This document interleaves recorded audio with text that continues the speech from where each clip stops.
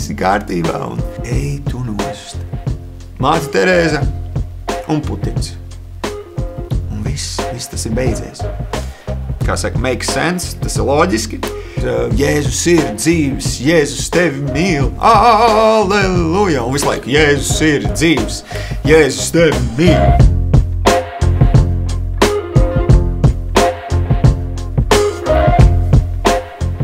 Čau! Mani sauc Pēters Upelnieks un šis ir kanāls Pati esība, jeb patiesība. Jo šajā kanālā es dalīšos ar to, kas ir noticis manā dzīvē, un ja jau tas ir noticis, tad tā ir patiesība. Šajā pirmajā video es vēlējos dalīties ar to, kā Dievs atrada mani vai kā es atradu Dievu.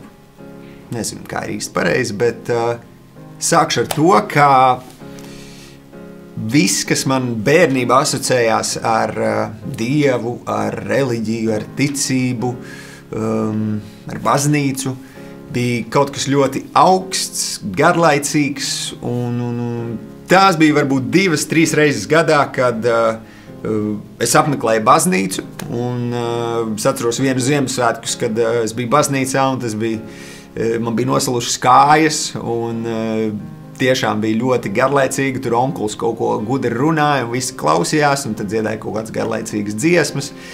Un tās bija manas pirmās asociācijas par baznīcu, par reliģiju. Bet nesen es atcerējos vienu vīziju, jeb tas varbūt pat bija sapnis. Es īsti neatceros, kas tas bija, jo tas bija tādā pusmiega stāvoklī. Jūs zināt, jūs ejat gulēt, un tad ir tas stāvoklis, ka jūs nesat vēl aizmidzis, bet jūs nesat vēl arī augšā.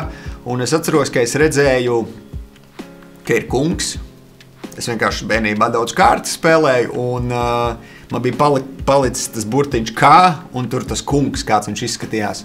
Un ka bija kāds kungs, kurš ir pāri šaha galdiņam, un ka viņš ir pāri pat baltajam un melnajam, ka viņš kontrolē abus kauliņus, viņš ir tā kā pāri, viņš nebija vienā pusē vai otrā pusē, un tagad, cik es saprotu, tā bija manā pirmā, varētu teikt, sastapšanās, tāda vīzija par Dievu.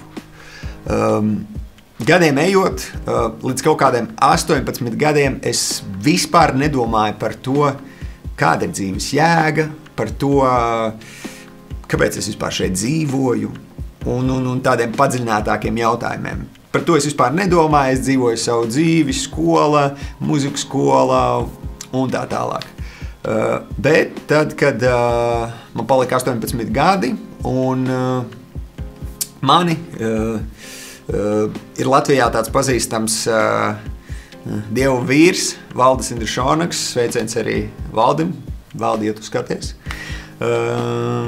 Viņa dēls, Kārlis Indrišonaks, mani uzaicināja braukt uz Norvēģiju, kur mēs kopā daudz cilvēki, mēs tur bijām 4 džeki no Latvijas, un vēl bija viena meitene no Amerikas, no Norvēģijas, un vēl bija daudz cilvēki.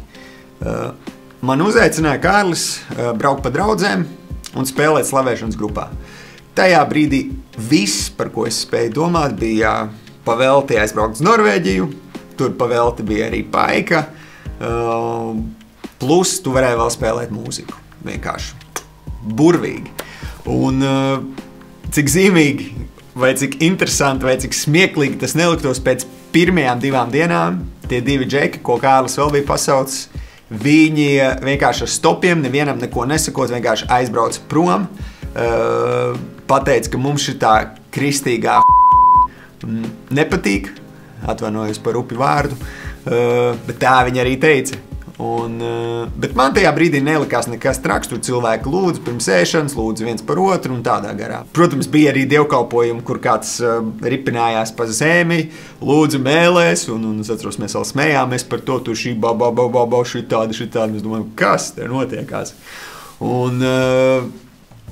Bet vienā no dievkalpojumiem pie manis pienāca klāt viens vīrs, un viņš man prasīja, vai es varu par tevi aizlūgt. Es domāju, nu labi, lūdzu, nekas jau gan jau sliktāk nebūtu, galvenais nesit mani, fiziski neietekmē un viss būs kārtībā.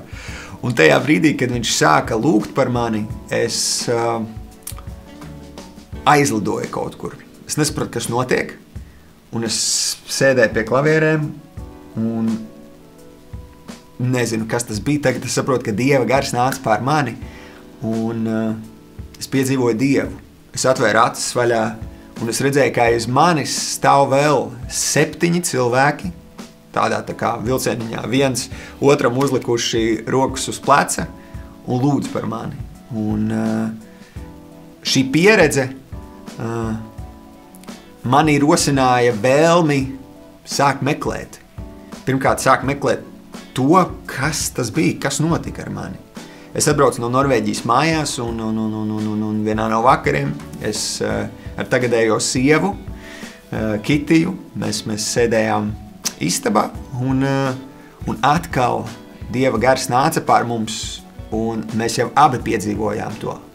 Un es atceros, viņai teicu, es saku, klausies, tu arī jūti to. Es saku, man tādas rokas, tā kā tādas, nezinu, enerģiskas, tādas elektrizētas, un viņa teica, jā, es arī jūtu, zin kā, es pats varu kaut ko sadomāties savā galvā. Un es redzu, kā tad jau Dievs, kā saka, iesēja šo sēklu, vai es nezinu, kas tas bija, bet viņš pieskārās, un kā es jau teicu, no tā brīža es sāku meklēt. Kā es jau teicu, es sāku meklēt to, kas man bija šī pieredze. Un cik zīmīgi arī, kā pirmā dziesma, ko es sarakstīju, gan pēc Norvēģijas, gan vispār kā tāds, nezinu, varētu teikt, solo izpildītājs pēc grupas PER, bija dziesma God, I Wanna Be Loved. Un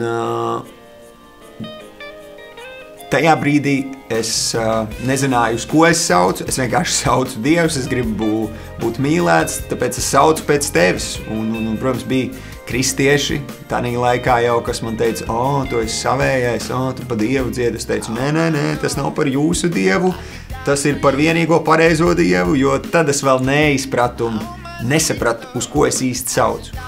Un šī dziesma tiešām bija kā tāds sauciens, varētu teikt arī tāds sāpīgs sauciens, tāds izmisis sauciens Dievam pēc viņa mīlestības. Un no tā laika sākās mans ceļš pie Dieva, kur es sāku meklēt. Bībele un vispār tas, kā es to tad saucu, kristiešu Dievs, tas man vispār bija jau nolikts jau malā. Tas man bija garlaicīgi, man likās kaut kāda bībele, kaut kāda pasaku grāmata, man likās vispār, kas tur, es tur mēģinājis biju lasīt, man vispār es tur lasu, un man liekas, neko nesaprotu, vispār tumša bildi. Un tad es sāku iet uz meditācijām, es sāku meklēt. Un meditācijas, visāda filozofija, tur neduālisms, viss ir mīlestība, viss ir viens. Varbūt daudz no jums, kas skatās, varbūt arī joprojām ir šajās mācībās, un es tam esmu visam izgājis cauri. Un tas man pirmkārt varbūt deva kaut kādas atbildes, bet tas man nedeva spēku, un tas man nedeva iespēju mainīt savu dzīvi. Jo gadiem ejot, man vajadzēja mainīt savu dzīvi, jo es biju nonācis, varētu teikt, purvā, un man nebija šīs zināšanas man īstenībā vairāk ieveda purvā, nekā deva spēku no tā pēc tam izrāpties ārā. Un tāds bija mans ceļš. Es tiešām no sirds meklēju un paralēli tam. Labi, es negribu teikt, ka visi mūziķi, mākslinieki ir bohēmisti, bet mūzika un māksla vienmēr, lai kā gribētos, varbūt to noliekt dažreiz, bet vienmēr iet kopā ar bohēmu. Un es nebiju no tiem džekiem, kas pīpēja zāli, tāpēc, kad tur kāds cits pīpēja, un tad kompānijas pēc, zin kā to visu tur mēģina arī sabiedrībā uzburt, ka tu tur kompānijas pēc, tu gribi izskatīties stilīgs. Man tā nebija. Es biju kaut kādu pamēģinājis, vēlreiz pamēģinājis, un man iepatikās vienkārši.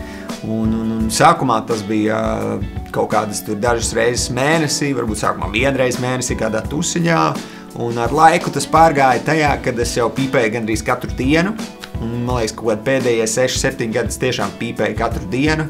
Protams, bija kaut kādi koncerti, bija kaut kādas svarīgākas tikšanās, uz kurām es gāju nepīpējis, bet pa lielām vienmēr pēc tikšanām, pēc koncertiem es atbraucu mājās, uzpīpēju un tā. Un tieši šī zāle, marihuāna, ganža, sauciet viņu kā gribat, man arī, es ticu, ka bija par iemeslu tam, ka es sāku garīgi virzīties ne uz to pareizo pusi. Un es atceros, kā tagad, kad mamma aizvedā pie kaut kādas narkoloģijas Rīgā, tur kaut kādā krutā narkoloģija skaitījās, un viņa man teica, ka zāle ir halucinogēna viela, un ka viņa vienā kategorijā ar sēnēm, tur ar LSD un tādā garā. Bet es domāju, kāds sakars, es taču pīpēju zāli, man tur nerādās nekādi šitie, nezinu, tur vienradži vai, visu kaut kādi gļuki, ja. Bet tagad es saprotu, ka zāle bija kā tāds, viņa tev nerādās fiziski gļuki, bet ar laiku viņa tev ievirza tādā kaut kādā sapņainā pasaulē. Dzīves uztvere tev paliek kaut kāda bišķiņa tāda. Tas noteikti atkarīgs pēc rakstura, ja? Tur citam varbūt cits aiziet kaut kādā mācībās, kaut kādās ezotērikās, vēl kaut kur un tur aizpeld galīgi. Citam vienkārši ieved kaut kādā tādā depresīvēnā stāvoklī, protams, ja tu lieto to katru dienu. Un tu vairs nevar no tik tā ārā, jo, ja salīdzim, pieņemsim, zāli un alkoholu, tad es varētu teikt, ka alkohols ir tāds džeks, ja, kurš, ja tu pa daudz viņu iedzer, viņš atnāk tev un vienkārši izrubī. Ja, un tur ātri dzerot daudz alkoholu, tu tur kļūsti atkarīgs un ātri darba biedri, kolēģi to pamana, tu smirdi, tu atnāc, varbūt iepriekšējā dienā tu esi dzēris, nākamajā dienā tu jau smirdi un visi jau zina īstenībā, ka tu to dari. Bet, un tu ātri vienkārši varbūt sāc pazaudēt darbu un vispār, ja. Bet ar zāli ir tā, ka zāle arī sākumā, es atceros, man teica, zāle ir tev chill būs un tā, bet zāle ir kā tāda meitene, kura tevi no sākumā apķer, samīļojot, kā mīļi samīļo, un tev liekas chill, un tu tā chillo, bet ar laiku tu sāc just, kā šis samīļojiens sāka kļūt tāds stingrs, un tev vairs negribās, ka tev samīļo. Zin, kā rāda tur filmās, kad vecmāmiņas mazbērņiem rausta aiz vaigiem, un no vienas puses tik mīļi, no otras puses tik aitinoši, un liekas, laid man vaļā. Un tāpat es jutos ar zāli, kad garīgi, emocionāli, tādā psiholoģiski es jutos sasaistīts. Es dzīvoju izmā tādās bailēs, pat brīžiem bija paranojas par kaut ko, un tā es redzu, kā ietekmē zāle cilvēku. Tu it kā esi viss ok, tu darīji lietas, man ir 2 bērni, es pavadīju laika bērniem, biju mājās, protams, es mājās biju noteikti lielāko daļu kā tāds dārzens, ja, kuram visu laiku acis bija šī tādas tēni, un viss ir kārtībā, un plus vēl visas mācības par to, ka viss ir viens, viss ir mīlestība, viss notiks tā, kā jānotiek, un čila, ko man iespringt, man tā ir. Un man pat bija kaut kāds laika periods, ka es mēģināju darīt speciāli tā, kā nevajag. Man likās, kas var notikt? Es darīšu, jo es savā sirdī zinu, mums katram, tev, man ir sirdsapziņa, un tu katrā situācijā īstenībā zini, vai tu rīkojies pareizi, vai tu rīkojies nepareizi. Protams, ja tev tā sirdsapziņa galīgi jau nav atmirusi, tu viņu reiz nostūms kaut kur malā un tā. Bet es jūtu, ka es varbūt daru nepareizi, bet es domāju, es speciāli darīšu nepareizi. Un kas notiks? Es testēju robežas, un kā es jau teicu sākumā, es meklēju patiesības, meklēju, kā šajā pasaulē viss ir iekārtots. Es, piemēram, uzdevu jautājumu, varbūt tāds ļoti brutāls piemērs, paņemsim, nezinu, māte Terēzi, vienkārši paņemsim kaut kādu tēlu, kas ir jūsu acīs, varbūt kaut kas tāds, kas tiešām ir tādu nodzīvojis kārtīgu mūžu, darījis labu darbu, kalpojis cilvēkiem un tiešām atdevis sevi cilvēkiem. Un tad pieņemsim Adolfu Hitleru, kurš varbūt daudziem, un pieņem arī jums asociēs ar kaut ko ļaunu ļoti un vispār ļaunuma simbols, vai mūsu gadījumā paņemsim Putinu, ja? Un iztēlojieties, ir māte Terēza un Putins. Un man likās, kā tas ir iespējams, ja šie abi cilvēki nomirst, un viņiem ir vienāds gals. Ja nu gadījumā nekā nav. Man likās bāc, tad es esmu kaut kādā slazdā. Tad kāda jēga vispār kaut ko dzīvē censties darīt? Kāda jēga būt labam vai sliktam? Tur vienkārši izpausties, darīt visu kaut ko gribu. Tur visu kaut ko gribu un viss beigsies un čik, melns. Un viss tas ir beidzies. Un šāda veida jautājumi man nelika mieru. Tad es domāju, pieņemsim par reinkarnāciju. Jo tas var būt loģiski liek, zini kā, ja tu dari kaut ko šajā dzīvē slikti, tad tu nopelnīsi to, kas ir nākamajā. No vienas puses tas, kā saka, makes sense, tas ir loģiski. No otras puses man šķita, es gāju atpakaļ šo teoriju par reinkarnāciju, un es domāju, ja katra dzīve ir iepriekšējās turpinājums vai iepriekšējais rezultāts, kas te bija pirmā dzīve? No kā viņa radās?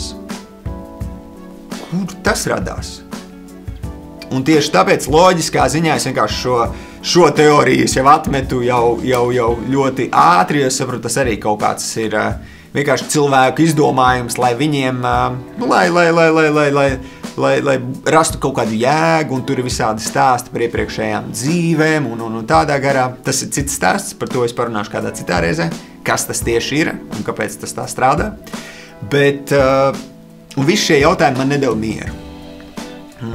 Es meklēju, es tiešām no sirds meklēju. Un pienāca brīdis, kad es satiku, varētu teikt, iepazinos. Es zināju šo cilvēku, ja? Matīsam sveiciens.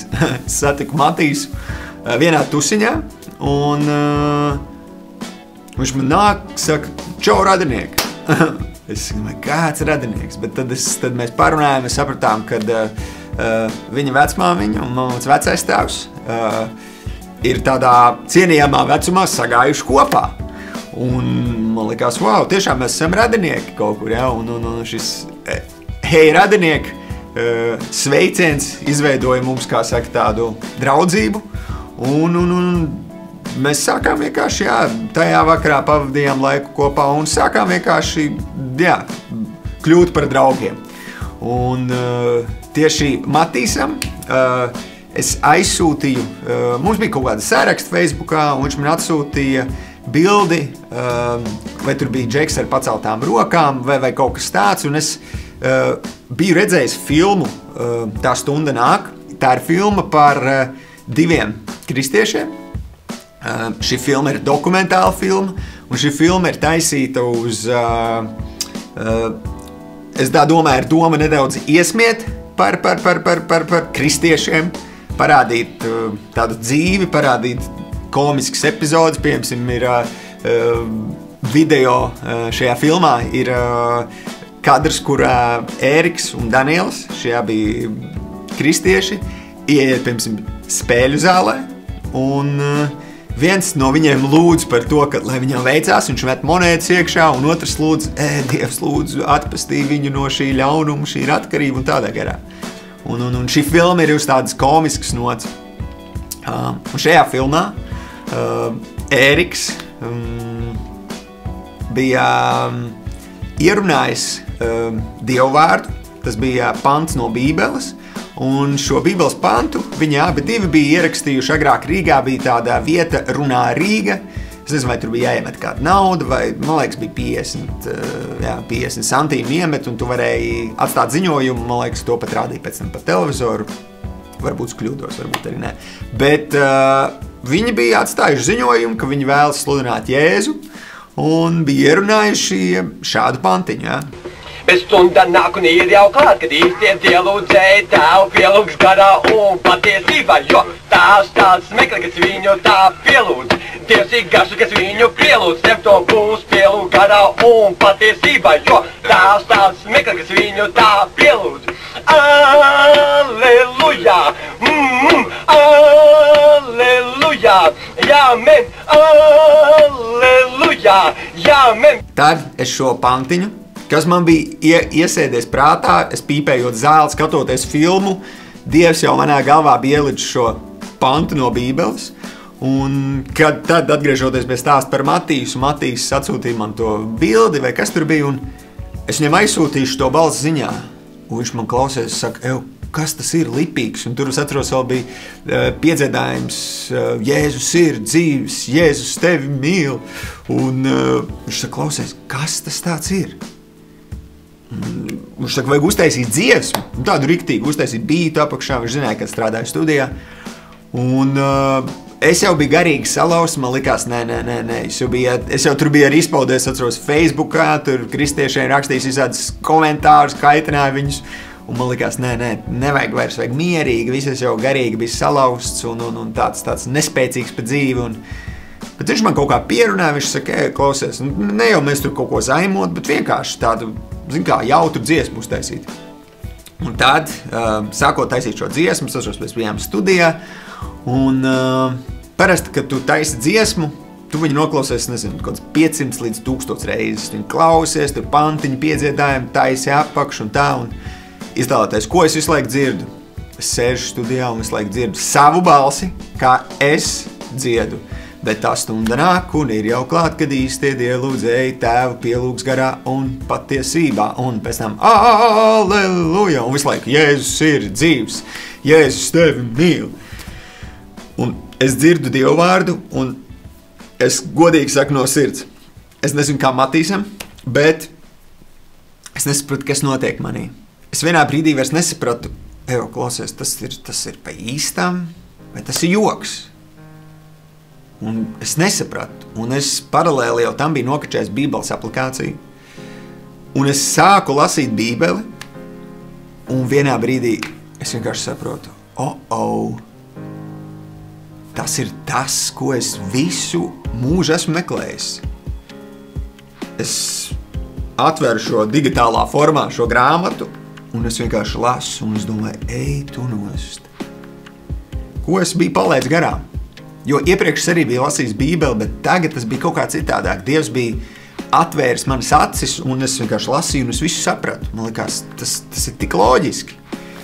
Un bija kaut kāds 2-3 nedēļu posms, ka es vienkārši cēlos un lasīju. Vienkārši lasīju, gāju gulēt, lasīju, no rīta, priekšā un lasīju. Man dabūja Bībelīti. Vienkārši man likās, ej tu nost, ko es esmu atklājis. Un tajā laikā es joprojām pīpēju zāli, bet tā zāle man jau bija otršķirīga, man tas vairs man vienalga bija, es tik lasīju. Un pēc šīm 2-3 nedēļām, kad es biju vienkārši, varētu teikt, kārtīgi saēdies to, ko es esmu lasījis, tad bija vakars, es atceros, es izgāju ārā vēl uz balkona uzpīpēt, un es vienkārši kritu uz ceļiem. Es nezināju, kā ir pareizi, es nezināju, vai tur jānožēlo grēki, kas man jāsaka. Es vienkārši teicu, Jēzu, es tev ticu. Es lasu šeit pēc dzīvu cilvēku liecībām. Es lasu dzīvu vēsturi Bībelē, kā tu nomiri, tu augšām cēlies, tu runāji šāds varens lietas, un es vienkārši tev ticu, ka tu esi dzīvs. Un tu redzi manu dzīvi, tu redzi tajā brīdī šo marihuānas atkarību, un es atdodu vienkārši dzīvi tevās rokās. Es pats vairs nespēju, un man nav ko zaudēt vairs. Un tajā brīdī, zibeņi, no debesīm nebija, pārdabiskas lietas, tur es neuzlidoju kaut kur, eņģeļi man nestāvēja blakus, bet kaut kas tajā brīdī mani izmainījās, un es atceros, kaut kāds 2-3 dienas es nepīpēju. Priekš tiem, kuri zina, kas ir atkarība, jeb kāda veida atkarība, tie zina, cik tas ir grūti, dažreiz varbūt 2 dienas pat nelietot. Un es kaut kāds 2-3 dienas nelietoju, un es atceros, 3. dienā atkal lietoju, aizgāju atkal uz balkonu, uzpīpēju, atkal nācu iekšā, kritu uz ceļiem, raudāju, un man bija tāda sajūta, ka es esmu piečakarējis draugu. Un nevis tā kā tāds nosodījums, bet tiešām dziļi sirdī man bija skumjas, un skumjas par to, ka Jēzus manis dēļ neizdarīja visu, viņš nomira manis dēļ, un es tagad viņu piečakarēju. Un bija kāds posms, kad es tiešām, Dievs man ved ārā no šīs atkarības, un tagad es varētu teikt ar tīru sirdi, ka es esmu brīvs no marihuānas atkarības. Un tā Dievs mani atbrīvoja, un tā Dievs mani veda pie sevis. Un tas notika ļoti dabīgi, un kā Bībelē rakstīts, kad Dievs mūs tā kā pārceļ no tumsas gaismā.